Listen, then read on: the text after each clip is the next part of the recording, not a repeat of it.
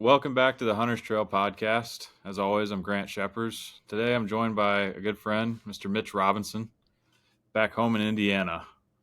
So, Mitch's been hunting pretty well his whole life, from what I hear, and he knows his way around the woods pretty well. So, Mitch, you want to introduce yourself? Mitch Robinson, Westfield, Indiana, like Grant said, hunting most of my life. Absolutely. So, Mitch, growing up in Westfield, what was hunting like? How'd you get into it? What started the career for you? Well, I'm 53 years old, so when we were young, we had a box in the garage that was full of balls and bats. And then, other than that, you had a fishing pole, a 22 rifle, and a dirt bike. So my summers were filled with either some kind of sport or hunting and fishing.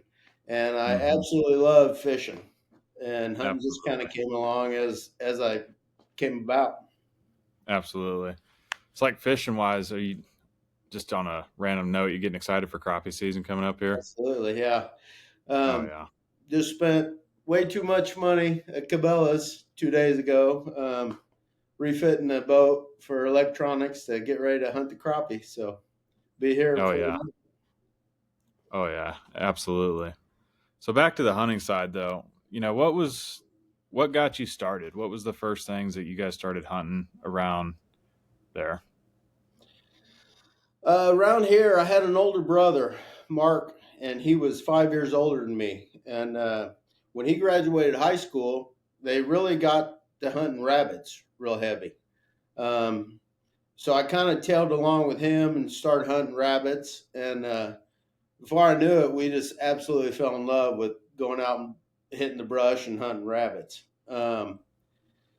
We would back then we had shop class, and we would actually take our 12 gauge into high school, Westfield High School, and work on our 12 gauges at shop class. You could never get away Really? with it now. Oh yeah.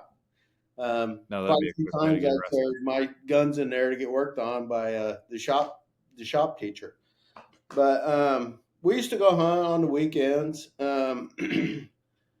We I Ironically, we had a woman down at somewhere down in Indianapolis that would buy our rabbits, and she gave us $1.50 a rabbit. So when we go out and hunt for the weekend, we take a big 55-gallon trash can drum, and all the rabbits we killed, we throw in that drum, and we take them down there to her, and it paid for our beer money and shells to hunt the next weekend. And that's kind of Oh what yeah. got me into hunting was rabbit hunting. Now, did you guys run them with dogs, or how'd you go about hunting them? We did. At first, we didn't. We beat a lot of brush, but I've got a couple cousins that got into beagles, started running beagles. One of them still does it professionally. goes to Really? goes to different. I don't know what they are, but he goes and he competes against other beagle runners. And then when we got into dogs, it was a whole new world opened up to us. Okay. I don't know if you how much rabbit hunting you did, but once that dog starts baying, you just stay put, and eventually that rabbit will circle back around and run right to you. I've never actually, I mean, I've been technically rabbit hunting, never with dogs. We always just go walk, and every time I've been out actually rabbit hunting, I've never seen a rabbit. So I don't know if I'm kicking the wrong bushes or what, but Right. yeah. So now, as you progress, like when did you start getting into bigger deer, your turkeys, and obviously we can see the elk on the wall. Right. So So I kind of stayed squirrel, rabbit most of the way through high school. I really didn't pick up deer about mid 20s, to be honest with you. Still, my brother Mark, he got into deer hunting. I kind of, bigger brother, wanted to follow his footsteps.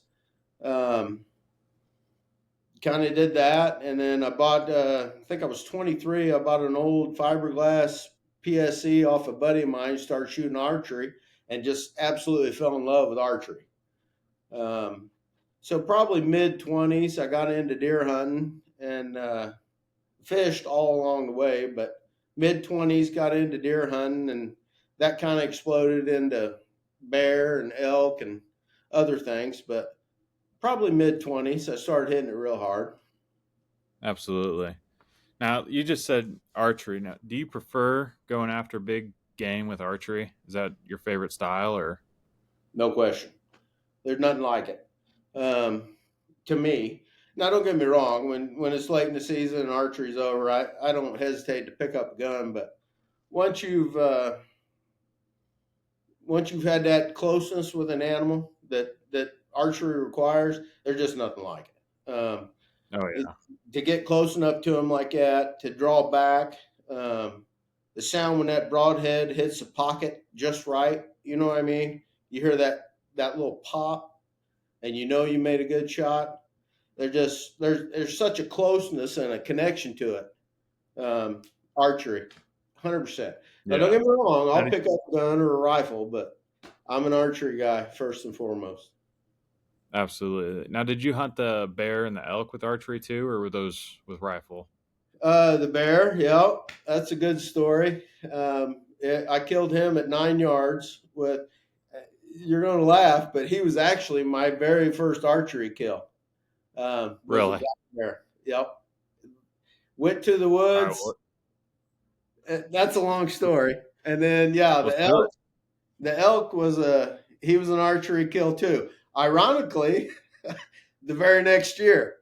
So my first bear Really? kill with any archery kill was the black bear, and then the very next year in 2004, and then 2005 I went and killed that elk. That's a good back to back to go off of Right, with archery. Good way to start your career in that, at least. for sure. Well, ironically, so when I got home from killing the black bear in '04, I killed my very first buck 3 days later in Indiana with archery. So I was off to a roaring start. Yeah, and So I've you got been it kind of looking figured out since. there. Yep. Yeah. So let's kind of walk through it. I mean, what made you fall in love with archery, and like, let's kind of walk through that bear story a little bit if you got time. Sure. 2004, we went up there. My dad, my uncle, my cousin, Todd, Mike, and Dick. We went in and we went, we were kind of right on the Ontario Manitoba border. And he dropped my cousin, my Todd off, my cousin and my uncle off first, then my dad. And then he took me further out. I was the only bow hunter that year. And he pulled the four wheeler out of his truck, and we went 3 miles further by four wheeler. So we walked in, and it was probably 100 yards off the four wheeler trail. And um, he stops and he says, "That's your stand." And I look up, and this stand's probably, I don't know, 8 feet off the ground. He goes, "Go get in the stand, I'll hand you your bow." So I literally got in the stand, and when he handed me my bow, all I had to do was bend over like that and pick it up. So he goes up, and he had cleared a section off in the brush. It's really, really thick up there. But he cleared a section off, and there was a brush pile on the far side of me. And he went up, baited the barrel, and sprayed some smoke on this tree. And then he left, and as he's walking by, he gave me a thumbs up. So I'm like, okay, cool. All right. Never bow hunted. I'm in the middle of nowhere. So he gets on his four wheeler, and I hear him leaving. And about the time I can't hear that four wheeler anymore, I'm thinking, holy crap. I I don't know where I'm at. I don't know what's going on. You know what I mean? If this guy Oh never yeah. tried to get me, I don't know how the hell to get out of here. Right? About the time I think that, I look on the back of that brush pile and two black ears twitch that Oh fast. no. So it's a sow, right? And she comes up, she goes along a log, and she comes up, she gets in the barrel, she's got a cub with her. I'm thinking, all right. So I watch her for probably, I don't know, 20 minutes. She's rolling the barrel. Well, she comes down that trail. The guide came and put me into my tree stand. And right when she gets to where I cut in, she stops. Now the cub's still on the barrel. And I'm like, uh-oh. So she walks right over to the bottom of my tree stand. Now, grant you, I'm 7 feet in the air. And she looks up at me like this. And you ever seen a bear do a lip curl? Yeah. So the lips curl, right? And she goes, pop, pop. So I'm sitting there, I'm all camoed out. It's a sow and a cub, so I've unclipped, right? And I'm sitting there and I'm using the limb of my bow to try to break up. The only place you can see is my eyes. And I'm trying to break up my eyes. And she's snapping her jaws at me, going woof, woof, like that. So I'm shaking like this, right? I start shaking. And finally, I'm just like, well, what am I going to do if she comes up here after me? I'm like, well, I'm going to grab my knife. And I Yep. think, well, my pack's under the seat. My knife's buried in my pack. So I go, well, what am I going to do? So it was an eerie freaking calm came over me, dude, realizing that if she came up there, we were going to wrestle and that was it. And it just a peace came over me and I was shaking like a dog shitting razor blades. And I Oh just went yeah. like that and enjoyed it. And she snapped a couple times and then went back to the trail. And then the cub ended up following her. And I sat down and I was shaking, couldn't believe it. So I sat down, and this is all within 2 minutes of sitting in a tree, right? I've never bow hunted in my life, and this is my first experience.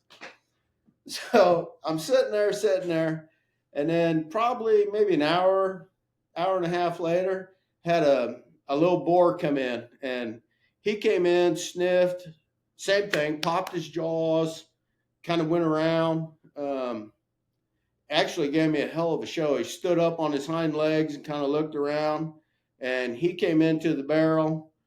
I was shooting an old Martin at that time. Had didn't have a whisker biscuit. It had the Hmm. aluminum rails on it, and I was shooting aluminum arrows, right? And back in those days, you used to put little rubber pieces on the tongs to keep your arrow from making noise. Okay. Well, I had practiced so much and got used to that aluminum arrow drawing back, making that noise, that I didn't even recognize it. So I drew that freaking arrow back and it went, and that bear had his head in the barrel and he popped up, and I had to boom shoot him real quick, but ended up hard shotting him. He went, I think, 10 or 12 yards and fell over, right dead right there, and um, got the whole show. But the guide ended up coming back later that night and picked me up. And he walks in and he says, "Hey, did you do any good?" And I said, "No, not really. Just that dead bear right there." And he says, "Hey, good job. We got to get going." I'm like, "What? I just killed a bear. Don't you want to go check it out?" He goes, "Come on, we got to get going. We got to get these other guys out of the stand." He said, "They're going to have bears all over it. And it's dark. It's pitch black at this point." So I'm like, "Holy shit. We got 13 miles to go pick up the first guy." So that's what we did. We ended up going and picking up my dad. He'd killed one that night. We went and picked up my cousin, my uncle, and then backtracked all the way back and picked up dad's bear. And then we had to go back in and on the four wheeler to get my bear. And when we did, we were loading up the bear, and he turned the four wheeler off and just had the lights on. And there were three bears around there going woof, woof, woof, snap, snap, snap. And he goes, "Hey, let's just load it and get back to the truck." So we loaded that dude up and got back to the truck and ended up gutting him there. And that was my first bow experience. Now, was it scarier in the dark when the bears were around you and you couldn't see them really, or was it scarier when the bear was like climbing up your tree? Oh, probably in the dark, Yeah, because just because you you don't couldn't know see where it. they're at. You didn't know it was Yeah. coming. Um, so that year, I killed one, and my dad killed one. Well, my dad or my uncle and my cousin didn't. So we went back the next year. And there's another great story. My dad killed another bear that year, and he shot it that night, and we didn't find it, but the guide and me, because I was the youngest, I got volunteered to go do it. But we were walking through the ferns, which are knee high, trying to find a Oh bear in pitch black, 1 o'clock in the morning. We ended up finding the next day, but um, a mile down the river, a black bear had killed a woman, attacked a husband and a woman that night, and had killed the woman. that very night. And I've got a video. Julie made me a video about that. But Wow. that's another bear story. That's got to make you a little more, hair on the back of your neck standing up, huh? Right. But yeah, I went and did that bear hunt the first year and loved it so much I went back the next year. Oh, absolutely. I mean, that's a good story to catch into, especially one to fall in. I mean, that's the great part about hunting. Like we talked earlier before this, like you're going to get stories every time you go out. They're not always going to be like a bear almost climbing up your stand, but you're going to get a lot of that stuff. So now, so that's what kind of got you into the bow hunting. From there, what led you into elk and deer, and how did you kind of evolve your hunting moving forward? Well, I knew I liked archery, so I wanted to roll in with it. You know what I mean? And Mm-hmm. where I live, my family's on ground, and I'm like, man, why am I not using this? You know what I mean? Why am I not taking advantage of it? So when I came home from that bear hunt, we'd had stands that my brother had already put up, and like I said, 2 days after being home from that bear hunt, I smoked a. We call him the freak. I don't know where he is. He's somewhere around here, but my first deer kill, and then I don't know. I got hooked. I got hooked. Yeah. The elk hunt. So I'm a fireman by trade, and a good buddy of mine got hired with me is named Don Mead, and he grew up in Arizona. Um, so he convinced me years ago to start putting in for elk hunts, elk hunts, elk hunts. Right. Well, we put in for I don't know. We started putting in 2000, and Don to this day has still yet to be drawn. Now he moved out there 4 years ago, so he's been getting residence, right, privilege points for 5 years, and he still hasn't got drawn. Ironically, his wife just got drawn. I got a text from him this morning. His wife got drawn for a rifle hunt this year, but he has Oh yet to no. be drawn in like 30 Oh years of no. putting in. But he's putting in for the choice units, right? Where you're Yeah. going to kill a monster bull. So after 4 or 5 years, I'm like, Don, man, don't get me wrong. I want to kill a 400-inch bull. Who doesn't, right? A 300-inch Right. bull, for sure. But I told him, I said, man, I just want to go out. I want the experience. So that year we put in for the draw, he looked at the units where lower success odds, right? So I put in for those. Sure shit, I got drawn. So that spike the year before, in that unit, they gave out 156 tags archery, and there were 4 bull killed. Now, anything with a horn is called a bull, right? So there were Right. 4 killed out of 156 tags. And the year I went, they gave 157, and there were 3 killed, and that was one of 3. So it Wow. was a lot remote area. You weren't going to see 300 plus inch bulls. But man, we had a hell of a time. We took the quads out. We went camping for 9 days. Ended up once we killed him, got him to the butcher. We went up to He's friends with guides and stuff out there that do it for a living, and we ended up going to the Arizona Utah border on a giant mule deer hunt. That's another story. And we end up spending 6 days up there camping out, helping the guide chase down a giant mule deer, 200, almost 300-inch mule deer, monstrous. But that's another story. Jeez. Yeah. So, like, you've been around quite a bit in terms of hunting, like going around doing a bunch of stuff. What would you say is your favorite type? Like, what's your favorite game to go after? My favorite game. Um, I still want to do a moose with a bow. Um, I still want to do a caribou with a bow. And I've seen your podcast. I know what you're getting ready to ask me. If you could do any hunt, what would you Well, do? that's later. That's I know later. No, no, no. that. I'm Well, talking my now. answer would be brown bear. But Yeah. anyway, um, honestly, if it's not fishing, whitetail. You can't beat whitetail. If you Yeah. do beat a whitetail with bow and arrow, you done pretty damn good. You know what I mean? It's hard to do, real hard to do. Mhm. Get close enough to put an arrow through a whitetail. It's hard to do. Absolutely. Now, you live in Westfield there. Obviously, that's kind of grown up urban wise here lately, residentially. What's it been like hunting around there with all that new growth? Like, how has it changed since when you started back in the day? Been horrible, horrible. So we talked a little bit earlier about. I grew up. I had a fish pole, a 22, and a dirt bike. Right, knew all the Hmm. farmers, knew all the ponds, could go anywhere I want, do whatever I want, kill whatever I want. It was heaven. Um, so it's taken an adjustment. Um, you hunted with us what 2 years ago? Year ago? 2 years ago. Yeah, 2 years ago. We kind of caught some luck.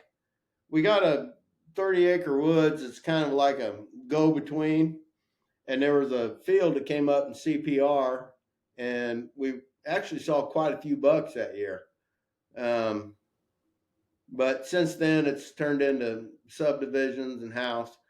And the woods this year is what it's always been. It's been a pass through, right?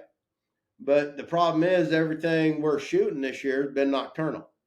I mean, we Right. had three great big bucks.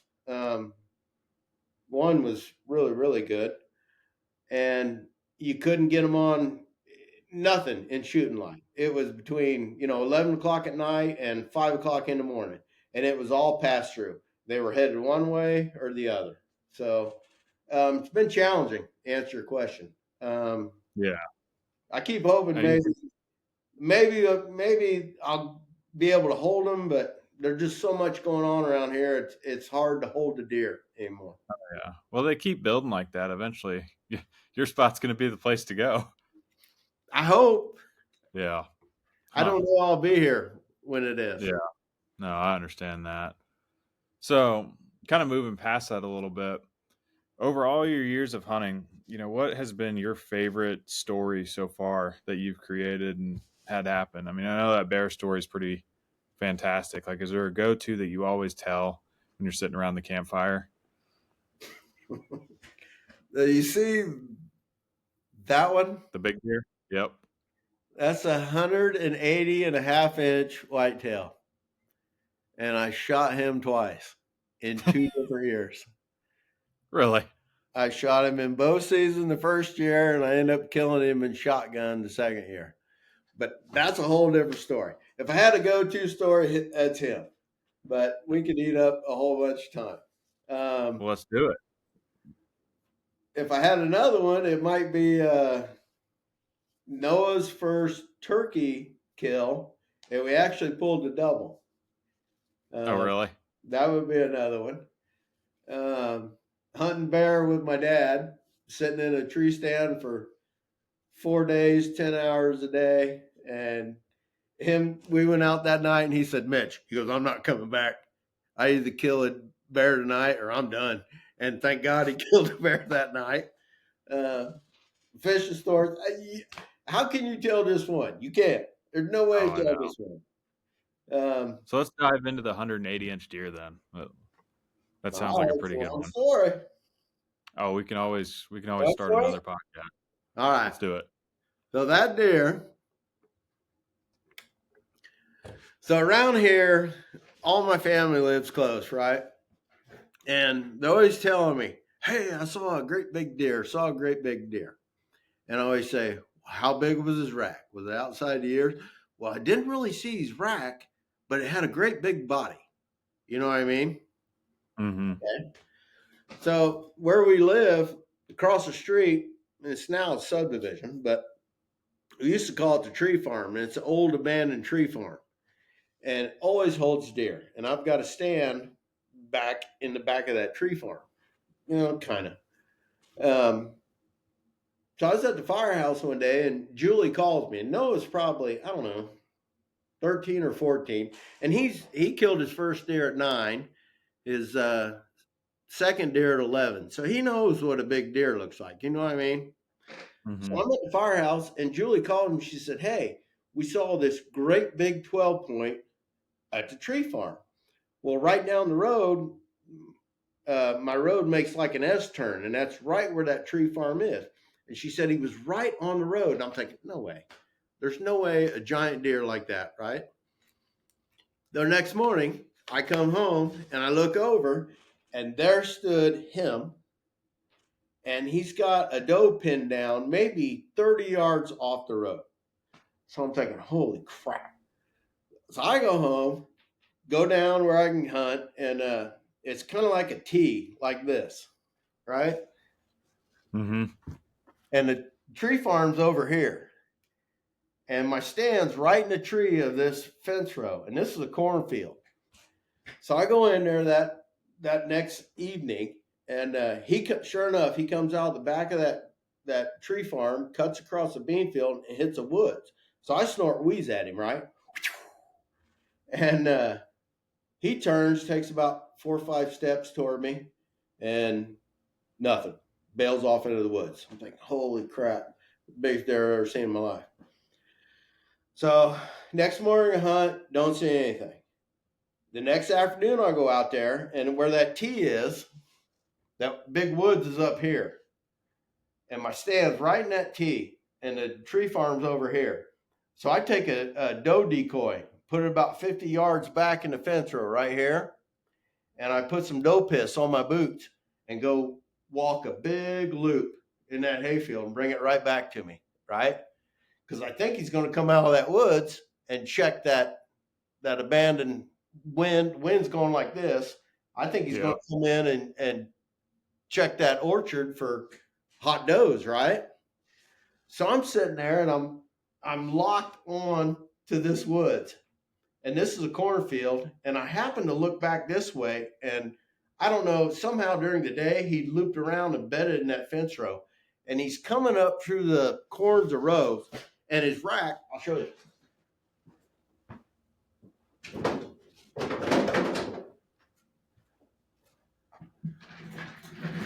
This is a fiberglass reproduction.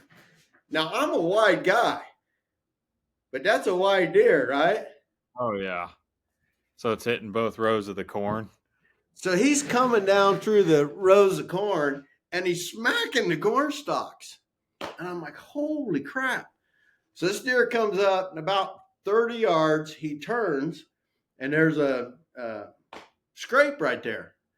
And he comes up, and he licks the scrape. And that deer, I've never seen anything like it. He steps up, and he puts his back hind legs together, starts pissing, right? And this deer closes his eyes just like this. Like you've been holding it for 2 hours. I freaking draw back on that dude. Swat! Right in the middle of. And I would have bet you everything I own on that shot. Money. I mean, absolute. I couldn't have put that arrow any better, right? He bucks, kicks, don't hear the pop. I'm like, what the heck? Jumps the fence row, goes back. 10 seconds, I hear a crash. I'm like, all right, it's done. Killed him. So I'm freaking out, right? Buck fear. And he's huge. So I'm going to give him 4 or 5 hours, right? Call my nephew. We go out at midnight that night. Sure enough, go down. Great big old blood pile. Broke arrow. I'm like, oh, crap. Back out. Next morning. Chased that deer for 3 days. Tracked him for over 1.5 miles. 5 different deer dogs. And he ended up going through a creek and washing the blood. At that point, we were down on hands and knees, and it was speck. Right. You know what I mean? 3 days hunting that dude. Nothing. So I'm sick, right? I'm absolutely sick. I know I killed this deer. And I'm like, there's no way that deer lived. No way. Running trail cam the whole next year. I'm looking at, for a year, I'm looking at fence rows and I'm hunting this deer. Where is he? Where is he? Nothing. Nothing on trail cameras. Nothing. So where, ironically, the creek runs through right what used to be across from my house, whereas the blood dried up. We used to call it the cow pasture, and it's kind of like went down. It was like a hill, big field, and went down to a kind of like a little hill, maybe 40 feet. Opened up in the creek and went right back up to the other side. So I'm sitting there opening morning shotgun. And I get a little 6-point comes out, and he's pushing a doe, and I hit the rattle horns, pow, pow, and I hear Hey, this one second. god awful. We're gonna start another one really quick. All right, Where I continue. left off. Yep, where you left off. All right. So I hear something god awful ripping coming down the hill on the other side of me. And I had told my buddy Don, I told you the elk guy, when I Mm-hmm. had shot him, he had his right side turned to me. And I had told him all year, I wouldn't tell him what was going on, but I said he's got something funny going on his right side, but I wouldn't tell him what. Well, it was this crab claw. You see it? Oh yeah, So I had look at told that. him for a year, in case I ever got a shot at this deer again, there's something funny on his right side. Now I'd never seen his left side good. So he comes down through the hill like this. And as soon as I see him, I'm like, holy crap, that's him. I haven't seen him since I pulled the trigger on him the November before, right? Yep. So he comes down right in front of me. I start grunting, trying to get him to stop. He's not stopping. And they come to my right, and I know another guy hunts across the bean field over here. So I got my 12 gauge, and I'm trailing him like this, and I'm trying to get him to stop. He won't. Doe goes over the fence. 6-point goes over the fence. And he's getting ready to go. So I just put the gun down, and I went, hey! And he locks up. Pick my gun up. He bucks, goes back to the creek. I don't know it yet, but it's kind of, you can't see it because it's wallered out, right? He goes down Mm-hmm. the creek. So I'm sitting there and I'm like, oh my God, you know, I know that's the same deer. And I'm like, there's no way. There's no freaking way. I never saw him go up the hill. So I Yep. gave him like a half hour and went over there, and there's guts blown all over the leaves. And I went down and it was a surreal moment, dude. Now, when you What? saw that belly, were you just like, oh, weight off the shoulders? Absolutely. So I got Oh the yeah. deer back home in the barn, right? I got him on the pole and started skinning him. And I tubed him down. And right before I went over that, I went, what am I going to find? Right? So I started coming down the ribs, tubed him out. And there was maybe an inch and a half thick, like a big fatty deposit on the inside of the hide.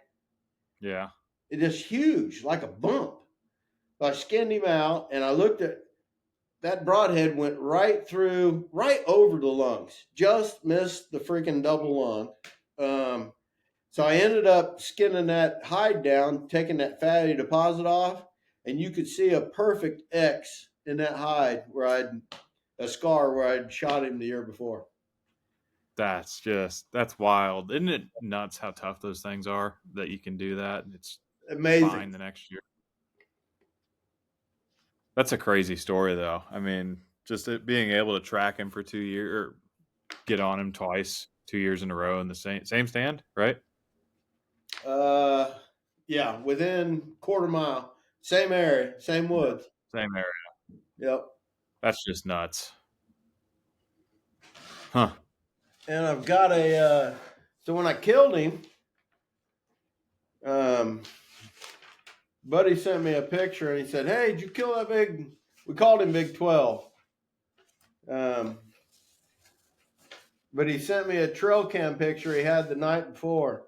You're probably not going to be able to see it.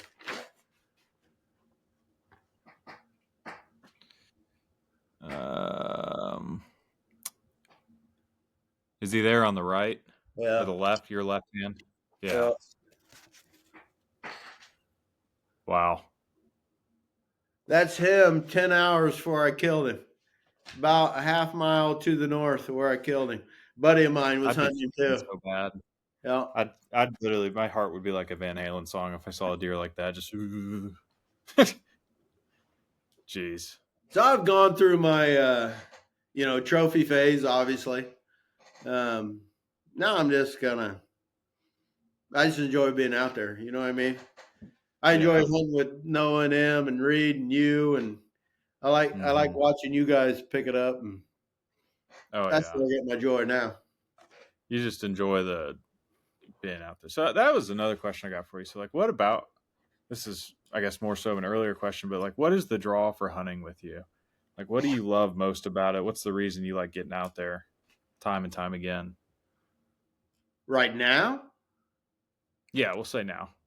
um, look, hunting so much more than the kill, right? If Mm-hmm. you're in it for the kill, I get it. I mean, there are trophy hunters. I get that. And maybe if I lived out west and could chase trophies or 200-inch deer every year, my outlook might be a little different. But for me, dude, um, pulling that trigger is just a byproduct. You know what I mean? It's a it's not what it's about. For me, Yeah. it's about the sunrise.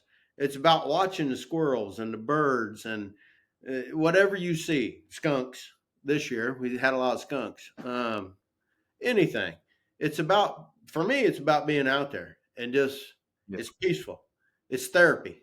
You know what I mean? Oh, Uh, absolutely. I, when I'm out there and you see deer, like you'll pass on some deer, like maybe some small sixes or spikes earlier in the year. I like to kind of use that as an excuse to get back out there and sit again. I mean, like you said, just enjoying being out there and taking everything in is yep. really what makes it for a lot of hunters. It's not all about the kill. For sure. And that's fishing's the same for me. I just like getting out Mm-hmm. there, the sunrises, the wind, the water, just being out there. If you catch fish, Yep. it's a plus. It's the experience. Mm-hmm. It's kind of like with that elk. I just wanted to go to see Arizona and get on the quad and go hit the mountains. You know what I mean? That was Yeah. a byproduct. Yep. I agree with the hunting. Fishing, I don't know if I'm there yet. I won't lie. I went out with Noah like last year or something, and there was a time we sat on this dock, and I think he probably caught 15 or 20 crappie. I didn't catch a single one. I was about to snap my pole right there. But no, I totally understand. I mean, just being out there and experiencing it is 90%, 99% of it almost. Because when you think about hunting, you saw that buck, but you think about the time that you're out there, it's a very, very small percentage of time that you actually see deer and like you're in the hunting phase, like you're actually about to pull the trigger, getting ready for that prep, like it's minutes. So Well, yeah, you got to be able to enjoy the whole thing. for sure. The saying is what? A bad day in the woods is better than a good day at work, right? Oh yeah. Oh Absolutely. yeah. For sure. So, well, hey, I appreciate having you here on the podcast. I'd love to have you back on again, especially with Noah. I'm sure you guys will really just unravel all those stories that you got. We'll really We dive into got the more weeds. So, for oh sure. yeah, And we're gonna make but more, right? appreciate it again. Do what? When we're gonna make more, right? Oh yeah, oh yeah. Absolutely. We got some hunts on the horizon. So, well, hey, thanks again. You have yourself a good one. All right. All right, man. Good. Thank you.